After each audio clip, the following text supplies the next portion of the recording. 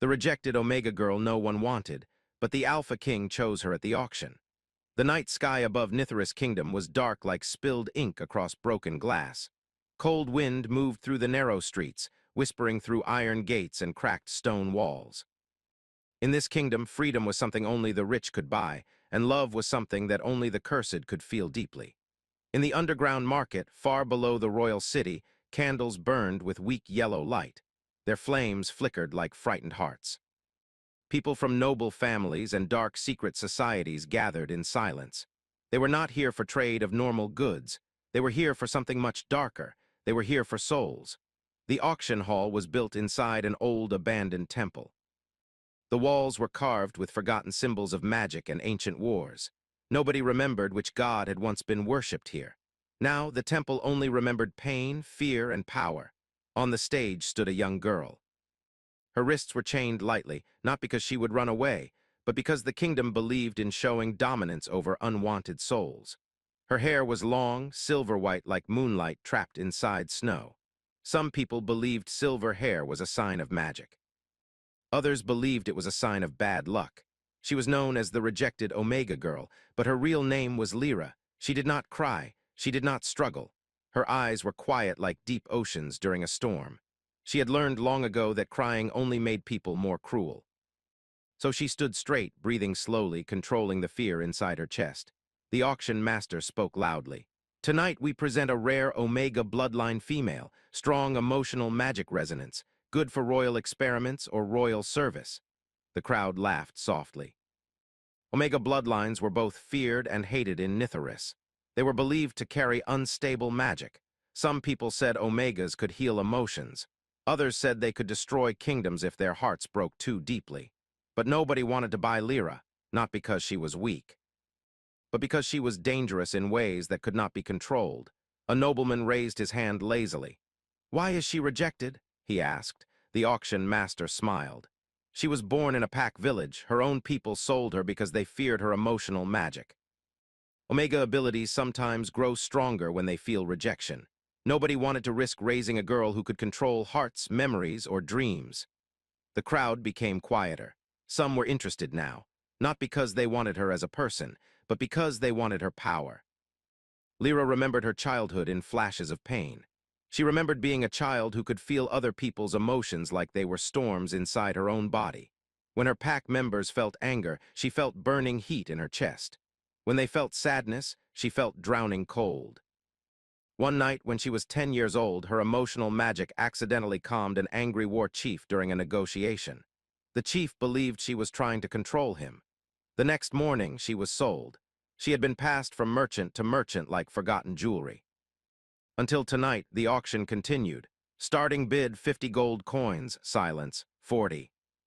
Some Omegas were known to cause madness when hurt too deeply. Lyra kept her breathing slow. She was trying to remember the sound of waves near her childhood village. Waves did not judge. Waves did not hate. Then suddenly, the large iron doors at the back of the temple hall opened. The sound was not loud, but it was heavy, like thunder walking slowly across stone floors. Everyone turned. He entered like a dark storm given human shape, the Alpha King of Nithris. His armor was black with red glowing runes across the chest plate. Those runes were not decoration. They were ancient war magic seals meant to suppress dangerous supernatural forces. He walked slowly, calmly, like someone who did not fear anything in this world. The crowd immediately bowed. Kings were not supposed to attend slave auctions, but Nithris was not a kingdom ruled by kindness. It was ruled by survival. The king's eyes moved across the stage. His gaze was sharp, calculating, and strangely tired. Then he looked directly at Lyra. Something inside her chest tightened. Not fear, not exactly, something like recognition, like meeting someone you had been dreaming about but could not remember. The king spoke. "I will bid." The auction master looked shocked. What is your offer, your majesty?" The king removed a small royal seal ring from his finger. "This is a blood oath seal of Nithris royal family," he said calmly. "It binds magic contracts stronger than gold." The hall became completely silent. Royal blood oath seals were extremely dangerous. If the contract was broken, the magic backlash could destroy both owner and receiver. The auction master's hands were shaking. Does your majesty wish to own her as a servant?" The king did not look away from Lyra. "No," he said, "I wish to bind her to my protection." That was even more dangerous, because protection contracts meant emotional and magical connection. If she died, the king would feel her death like a wound inside his own soul. The auction master accepted. Sold to the Alpha King. The chains around Lyra's wrists were removed personally by the king. His hands were cold, not cruelly cold, just cold like night air before snowfall. "You will not be property," he said quietly. Lyra finally spoke. "Then why did you buy me?" The king looked at her for a long moment. "Because," he said slowly, "my kingdom is dying from an ancient curse, and your emotional magic can stabilize unstable dark magic." She felt something sharp in her chest, not sadness, not anger, something between both. "So I am a tool," she said softly. "You are survival," he replied. He turned away, signaling for guards to escort her to the royal carriage, but before she left the stage, she noticed something strange. The king's shadow did not move like one shadow. It moved like two shadows standing inside each other. One shadow was calm and controlled. The other was darker, more restless, like something trapped inside him was watching her. That night, Lyra was taken to the royal palace. The palace was built on top of ancient ruins of magic wars. The walls hummed softly with power. Servants avoided looking at her directly. They gave her a room in the highest tower. The bed was soft. The windows showed the dark kingdom lights below like scattered stars. She should have felt safe, but she felt watched. When she lay down to sleep, she heard voices in the corridor outside her room. The king was speaking, but there was another voice answering him. Low, rough, like something trying to break through chains made of magic and willpower. Lyra sat up slowly in her bed. She pressed her hand against her chest. Her Omega magic was reacting to something dangerous. Something inside the castle was waking up. And far below the royal palace, in the forgotten crypts of Nitharis, chains made of black magic began to move slowly against ancient stone walls, as if something very old had just felt the presence of a new and powerful soul inside the kingdom. Something hungry, something cursed. Something that was waiting for the moment when the king's control would weaken.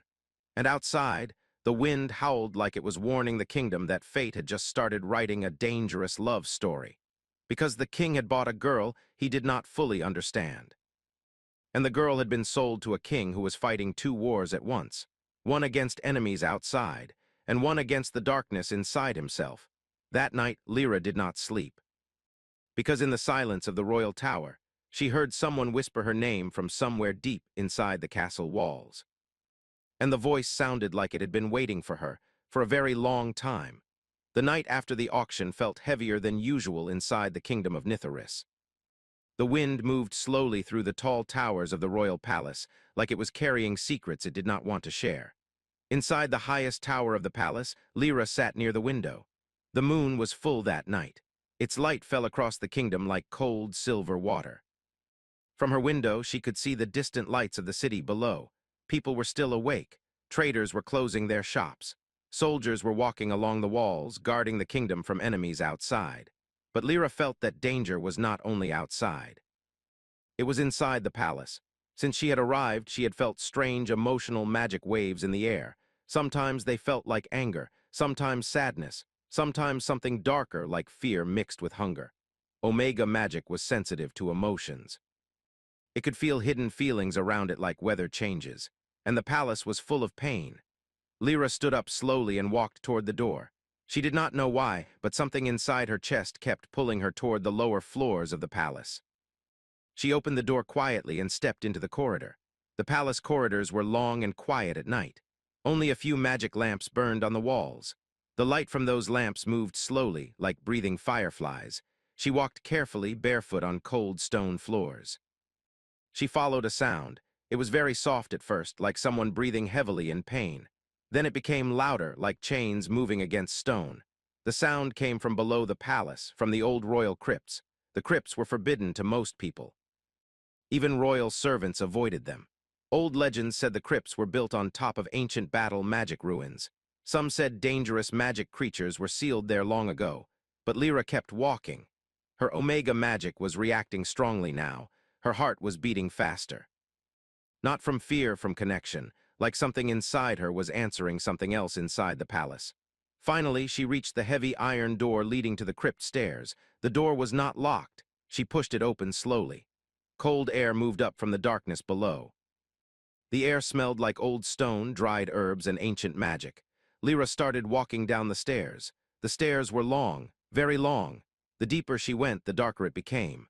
The magic lamps stopped working after a certain point. She had to continue in darkness, using her hand to touch the stone wall for guidance. Then she heard voices. Two voices. One voice was low and controlled, calm, powerful. The other voice was rough, like something wild was trying to break free. "Control yourself," the first voice said. "You cannot hold me forever," the second voice answered. Lyra's heart tightened. She knew that voice. It belonged to the Alpha King. She reached the bottom of the stairs and saw him. He was kneeling on the stone floor of the crypt. His black royal armor was partially removed. Chains made of dark magic were wrapped around his arms and chest. The chains were glowing faint red like burning wounds. The king was holding his own throat with one hand, like he was trying to stop himself from losing control. "Leave," he said without turning around. "You were not supposed to come here." Lyra did not move. "I heard you," she said softly. The king closed his eyes. "I told you," he said. "My curse is dangerous." Slowly, he stood up. Lyra saw something terrifying and beautiful at the same time. His shadow on the wall was not one shadow. It was two. One shadow stood still like a royal king. The other shadow moved slowly behind him like a creature trying to escape from inside his body. The king turned to face her. His eyes were dark, not black, but dark like deep night sky without stars. "My family bloodline was cursed generations ago," he said. "A dying witch placed a curse on my ancestors. The curse splits royal souls into two personalities." He paused. "One is light, controlled, logical. The other is darkness, emotional, powerful, and hungry." Lyra listened quietly. "When I was crowned king," he continued, "the curse became stronger. The throne magic feeds the curse. It wants to break my control." He looked at her. "And that is why I bought you." Lyra felt pain in her chest. "Because I can absorb emotional magic?" she asked. "Yes," he said honestly. "Omega magic can stabilize unstable emotional magic. When you are near me, my curse becomes weaker." Silence fell between them. Lyra felt something complicated inside her heart. She had been sold because she was useful. But at the same time, she could feel that the king was not lying to her. He was tired, very tired, like someone who had been fighting darkness alone for many years. "You are not just using me," she said quietly. The king looked surprised. No one had spoken to him like that before. "I can feel it," she continued. "You are afraid of your own curse." The king did not answer immediately. Then he said very softly, "Yes." For a moment, neither of them spoke. Omega magic sometimes connected emotions between people who stayed close. Lyra could feel his loneliness. It was heavy, old, like chains he had been carrying since childhood. Without thinking too much, she walked closer. The king did not move away. She slowly placed her hand on his arm where the dark magic chains were glowing. Omega magic started flowing softly from her body. It felt like warm wind in winter. The chains on his body started to weaken slightly. The king's breathing became slower. For the first time since she met him, he looked relaxed. "You should not do this," he said, but his voice did not sound angry. "Why?" she asked. "Because if I lose control," he said, "I might not recognize you." Lyra looked up at him. "Then I will remind you who you are," she said simply. Something inside the king's expression changed. Not happiness, not relief, something deeper. Like hope was a dangerous emotion he had not allowed himself to feel for a long time, but suddenly the crypt walls began to shake. Dust fell from the ceiling. The dark magic chains around the king's body started glowing brighter, faster, like they were reacting to something far deeper underground. The king's eyes changed color slightly. The dark shadow behind him became stronger. "They are waking up," he whispered. "Who?" Lyra asked. "The ancient creatures sealed beneath the kingdom," he said. "They feed on royal curse magic, and they can sense when my control weakens." The ground under them shook again. Far below, deep inside the earth, something massive moved slowly. Something ancient, something hungry. The king grabbed Lyra's arm. "Run back to your tower," he said urgently. "Now!" But Lyra felt something stronger than fear. She felt destiny pulling her forward. Because her Omega magic was not just sensing danger, it was sensing other lost souls. And somewhere below the palace, something was calling her back, like she belonged to it. "I am not running," she said quietly. The king looked at her with shock. "You should," he said. But before she could answer, the ground cracked open slightly near the crypt walls. Black smoke like magic started leaking upward, and from deep inside the darkness, something whispered Lyra's name again. This time the voice was not human, and it sounded happy that she had come closer to the darkness. The king pulled her behind him protectively, because he understood something terrifying. The curse inside him was not the only danger. The kingdom itself was hiding ancient secrets. And Lyra might not just be a rescued Omega girl. She might be the key to awakening something older than Nithris itself. Something that wanted her not as a victim, but as a queen. The darkness below the palace grew stronger. And for the first time in many years, the Alpha King felt real fear. Not for himself, but for the girl standing beside him. Because love was starting to grow between two cursed souls, and love in Nithris was always dangerous. Especially when destiny itself was watching. The night after the crypt incident was quiet on the surface of Nithris Kingdom. But deep beneath the calm sky, something was changing. The royal palace felt heavier now. Lyra could feel it. Omega magic was very sensitive to emotional and magical energy, and the palace was full of tension. Soldiers walked faster along the walls. Royal guards spoke in low voices. Something was coming, something important, something dangerous. Lyra stood on the balcony of her tower room. The wind moved gently through her silver-white hair. She had started feeling different since the night in the crypts. Her magic felt stronger but also unstable, like a growing storm inside her chest. She had spent the morning thinking about the king. The Alpha King of Nithris was not an easy man to understand. He was strong, quiet, and always carried the weight of his kingdom on his shoulders. But Lyra had seen something else inside him. Loneliness, fear of losing control, and something like kindness hidden under royal responsibility. She was still thinking about him when she heard footsteps behind her. She turned slowly.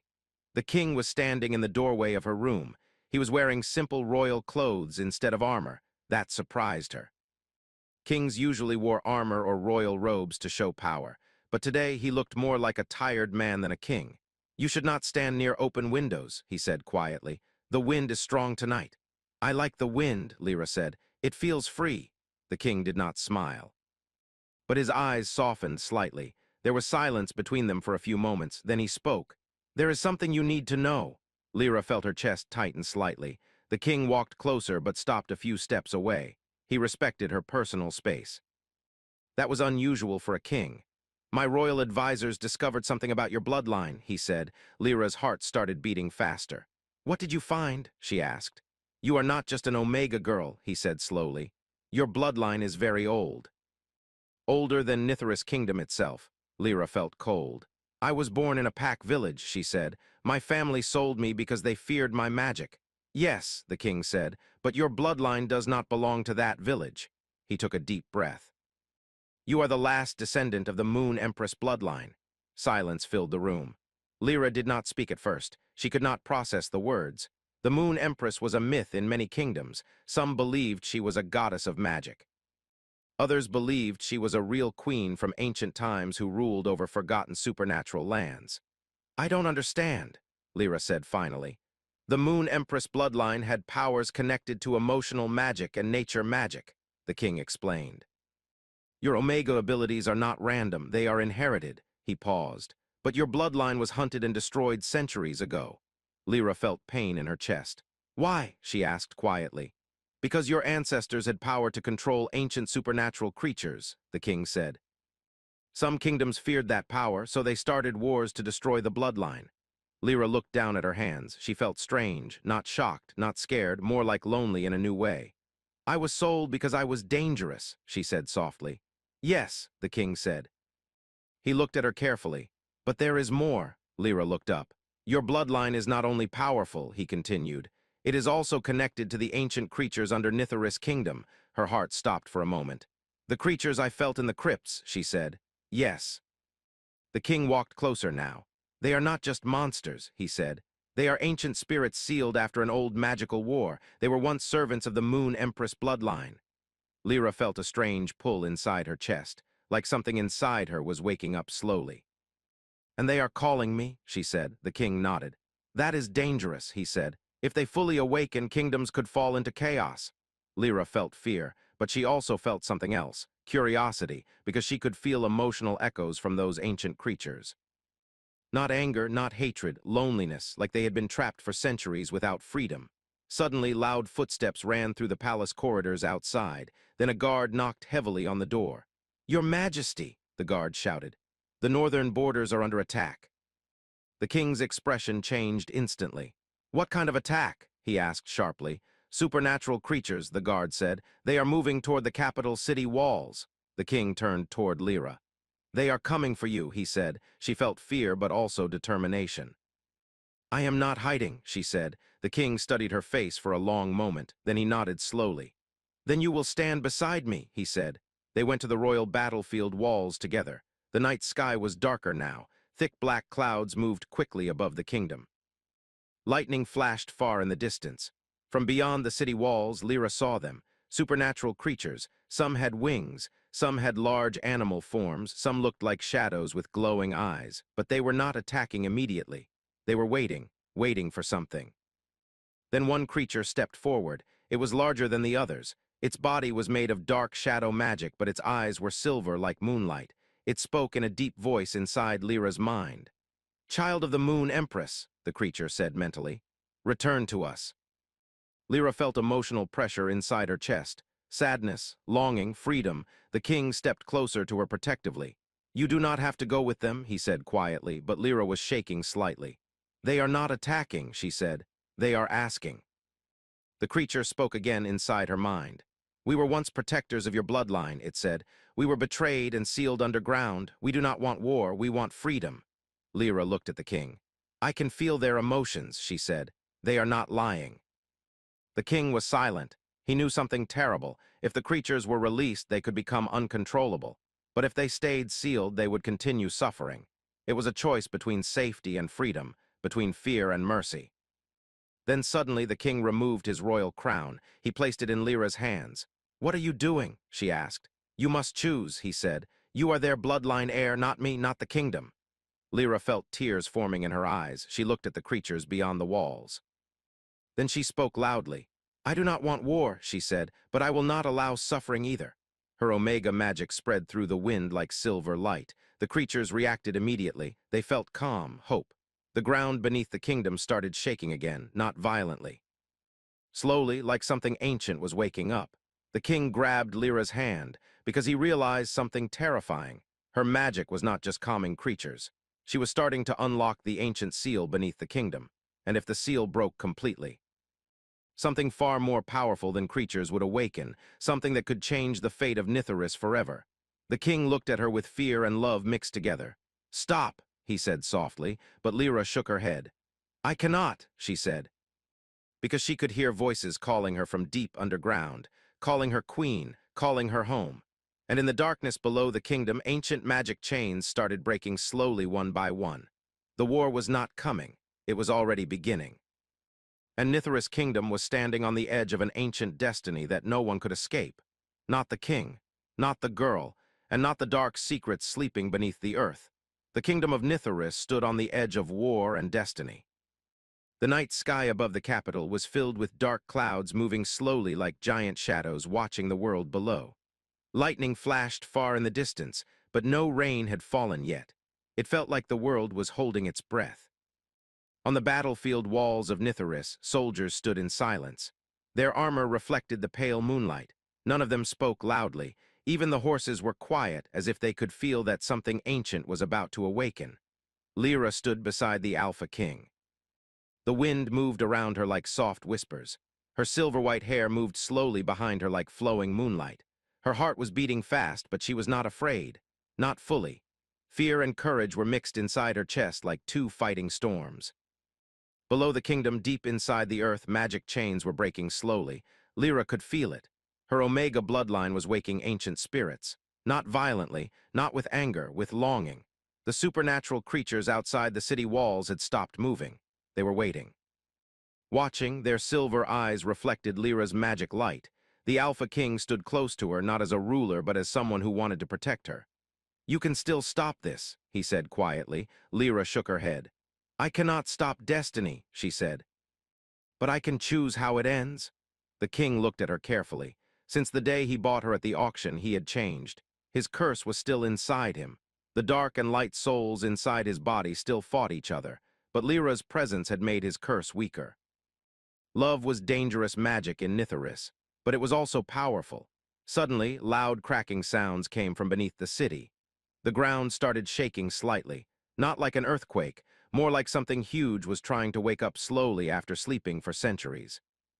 The supernatural creatures outside the walls knelt down, not in fear, in respect.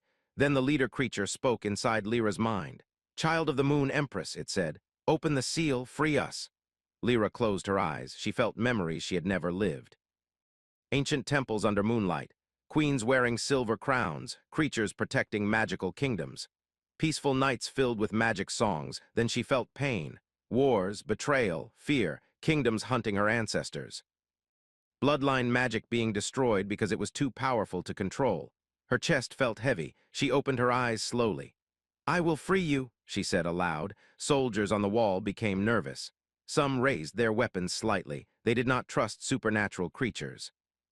They had been taught to fear them. The king stepped forward slightly. He spoke to his soldiers. "Lower your weapons," he commanded. Shock spread across the soldiers' faces. "But your majesty," one soldier began. "The girl standing beside me is not an enemy," the king said firmly. "She is part of Nitharis' destiny now." Then he turned to Lyra. "Whatever happens," he said softly, "I will stand beside you." That moment felt very important, not like royal duty, like choice. Lyra walked forward to the edge of the battlefield wall. Below her, the dark earth began to glow with silver light. She raised both her hands slowly. Omega magic spread from her body like soft moonlight wind. The ground cracked slowly, not violently, slowly, like opening an old door that had been closed for too long. Deep underground, ancient stone seals began to break. One by one, the supernatural creatures outside the walls felt freedom approaching. Their shadows grew stronger, but they did not attack. They waited patiently because they respected her choice. Then the earth opened slightly in the distance outside the city. A massive underground chamber was revealed. Inside the chamber stood something enormous, an ancient spirit creature larger than castles. Its body was made of dark silver magic. Its eyes were gentle but extremely powerful. It spoke inside Lyra's mind. "Queen of lost bloodlines," it said, "you have returned." Lyra felt tears in her eyes. "I was never here before," she said. "You were always meant to return," the spirit said. "Your bloodline was not created to rule kingdoms. It was created to balance magic and nature." Lyra felt emotional pressure inside her chest. She looked back at the king. He was watching her carefully, not controlling her, not ordering her, just watching. Like someone afraid of losing something precious, the spirit spoke again. "Choose," it said, "free us completely or keep us sealed and protect the kingdom from chaos." This was the hardest choice. Freedom could bring peace, but it could also bring destruction if creatures lost control. Lyra thought about her childhood. She thought about being sold because people feared her magic. She thought about the king fighting his own curse alone for years. She thought about suffering and loneliness. Then she spoke. "You will be free," she said, "but you will not attack innocent people." The spirit bowed slowly. "We accept your terms, Queen of Moon Blood." Silver light exploded softly across the battlefield sky. The supernatural creatures outside the walls felt their chains breaking completely. Some of them spread their wings and flew into the sky. Others returned underground to live freely. There was no war, only freedom. Soldiers lowered their weapons slowly. Some were crying quietly. They had expected destruction. Instead, they saw mercy. The king walked beside Lyra. "You did it," he said quietly. Lyra smiled slightly. "No," she said, "we did it together." Then suddenly the king stopped moving. His body stiffened. Dark magic started leaking from his chest armor. The curse inside him reacted strongly to the powerful magic release happening around the kingdom. His shadow behind him split again. One shadow was controlled. The other shadow grew larger and darker. "You should leave," the king said through clenched teeth. "No," Lyra said immediately. The dark soul inside the king's body spoke loudly in the air around them.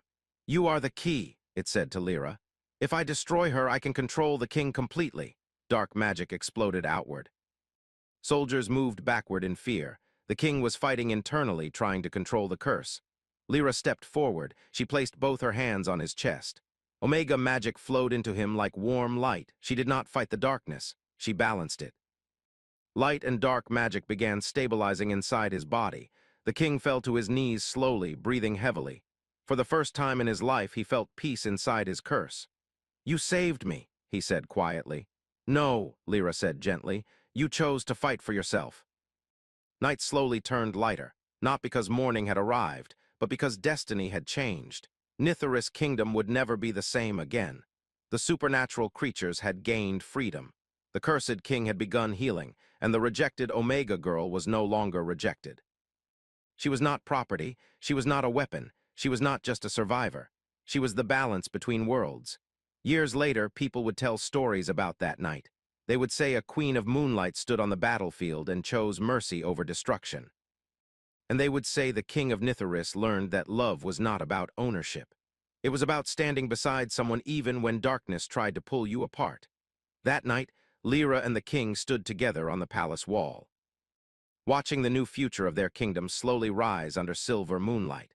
And somewhere deep inside the earth, ancient magic spirits whispered her name with gratitude, because destiny had finally remembered the girl who was once rejected by the world.